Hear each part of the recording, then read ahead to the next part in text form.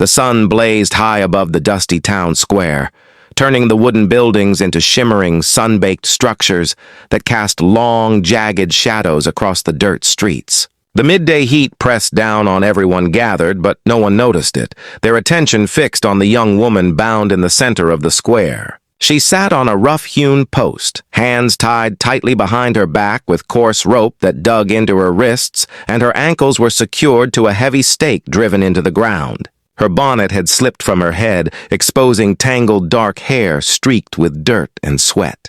Her dress, torn at the hem and stained with dust, clung uncomfortably to her as the crowd whispered, laughed, and pointed. "Please, let me go!" she cried, her voice sharp with desperation, cracking under the weight of panic. "I didn't mean to. I'm sorry."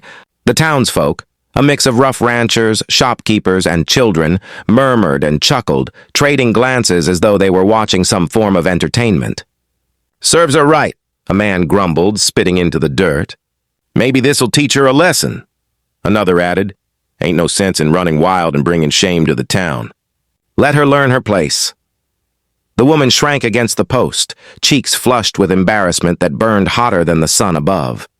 Each pointed finger, each jeering laugh, each whisper of gossip felt like a blade against her pride. Her pulse raced and tears threatened to spill, but she fought to keep them back, unwilling to give the crowd the satisfaction of seeing her completely broken.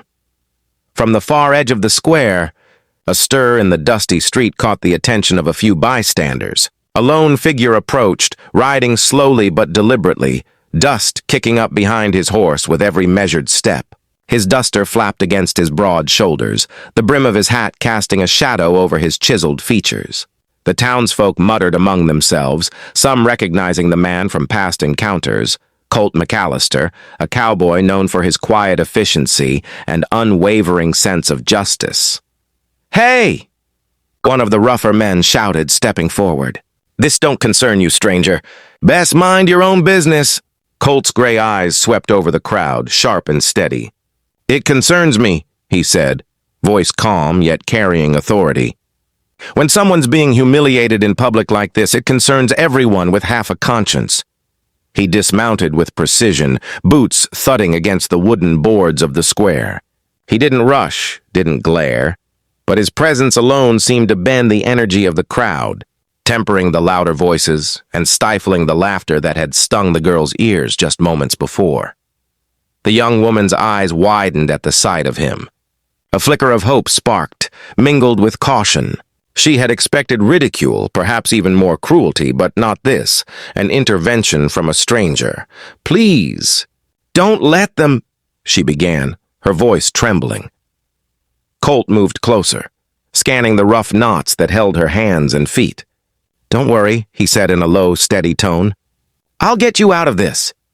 With hands strong and sure, he began untying the ropes, the coarse fibers scratching against her skin.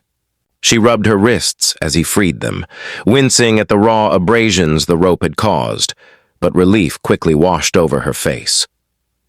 "Thank you," she whispered, her voice weak but genuine. I don't understand why they think I deserve this." Colt extended his hand to her, allowing her to lean on him for support.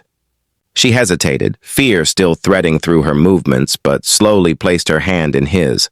He guided her to her feet, careful not to apply too much pressure, letting her bear her own weight as much as possible.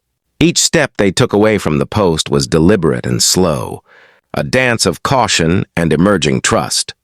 The crowd watched in silence now, curiosity mingling with a strange respect for the cowboy's intervention. Some whispered to one another, muttering about the audacity of the stranger, but none dared step forward. Colt's gaze swept over them briefly before returning to the girl, ensuring that his attention remained on her safety above all else.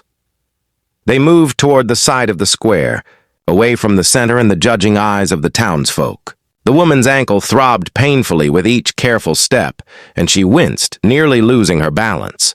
Colt steadied her without touching her more than necessary, giving her the reassurance of his presence without imposing. "It's all right," he murmured. "One step at a time. Just trust me to guide you." Her chest rose and fell rapidly, the shame of the morning clashing with the cautious hope she felt at being untied and led to safety. She had never known kindness like this in the wake of public humiliation, and her voice trembled as she finally spoke again. Why would you help me?" Colt looked at her steadily, gray eyes reflecting a quiet sincerity. "Because nobody deserves to be treated like this," he said simply. "Not for a mistake, not for anything. You're human. That's reason enough." A faint breeze stirred the dust at their feet, lifting stray strands of hair across her tear-streaked face. She swallowed hard, feeling a fragile spark of hope grow within her.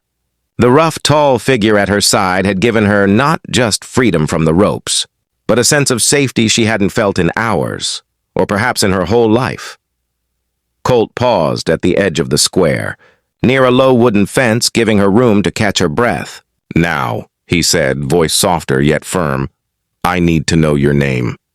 "If we're going to get through this, you can't be just the girl in the square." She hesitated, shame still tightening her chest, but finally whispered, "Maggie." "Maggie Lane." "Good," Colt replied with a small, approving nod. "I'm Colt, and Maggie, we're going to get you somewhere safe. Somewhere you won't have to face this again, not today, not ever." Her shoulders sagged slightly, the tension in her body beginning to release for the first time in hours. The crowd behind them seemed to recede, their voices fading into a distant murmur as Maggie and Colt stepped further away from the square's center. Every careful step away from judgment, every guiding hand, every protective glance from Colt helped her reclaim a tiny piece of her dignity, one that the public shame had threatened to crush entirely. As they moved toward the edge of town, the dust settling around their feet, Maggie took a shaky breath, realizing that being untied was more than physical freedom. It was the beginning of something larger, a chance at safety, trust, and perhaps a way to heal. Colt's steady presence beside her was not just a shield against the cruelty of the crowd, but a bridge toward a life she had feared would be defined only by humiliation and fear. With the sun overhead and the town square behind them, Maggie allowed herself a small, almost imperceptible smile. For the first time since the ropes had been tied around her wrists, she felt the stirrings of hope. Colt McAllister, quiet, strong, and unwavering, had given her more than safety.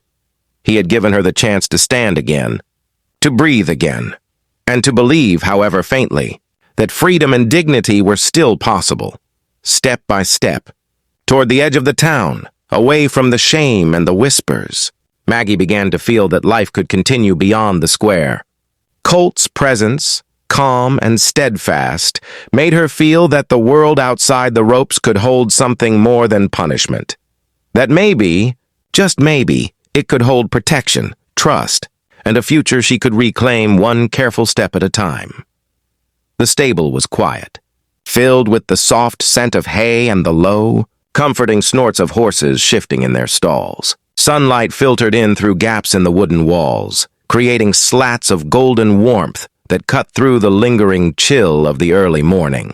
Maggie sat on a bale of hay, her shoulders wrapped in the rough blanket Colt had draped over her after untangling her from the ropes. The coarse fabric was scratchy against her skin, but it carried a sense of safety she hadn't felt in hours, maybe even days. Her wrists tingled where the rope had rubbed, but the pain was secondary to the heavy weight of shame she still carried.